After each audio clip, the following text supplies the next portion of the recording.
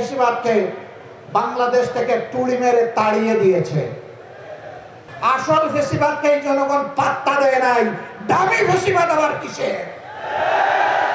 2006 সাল থেকে শুরু করে 24 সাল পর্যন্ত টানা 19টি বছর এদেশের মানুষ রক্ত দিয়েছে, জীবন দিয়েছে, আয়নাগরের সঙ্গী হয়েছে।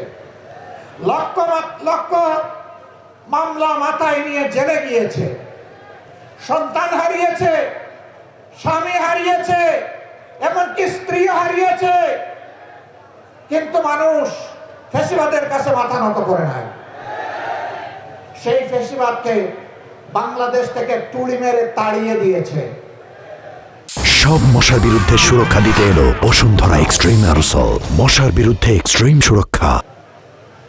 আপনারা হাজার চেষ্টা করলে ওই ফ্যাসিবাদী আওয়ামী লীগ হতে পারবেন না। আপনারা দামি ফ্যাসিবাদ হতে পারবেন।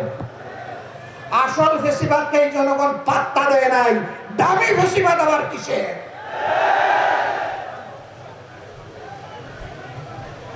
ফ্যাসিবাদ যে পথে হেঁটেছে আপনারা সেই পথে হাঁটছেন।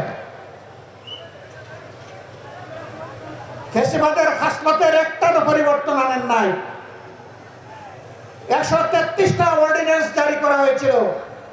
যেই অর্ডিন্যান্স গুলো ফ্যাসিবাদের জন্ম দিয়েছিল তার সবগুলো বিএনপি রেখে দিয়েছে। এটা জাতির সাথে বিশ্বাসঘাতকতা। তারা বলে সুন্দর করে আমরা আরো ভালো করে এগুলা নিয়ে আসবো।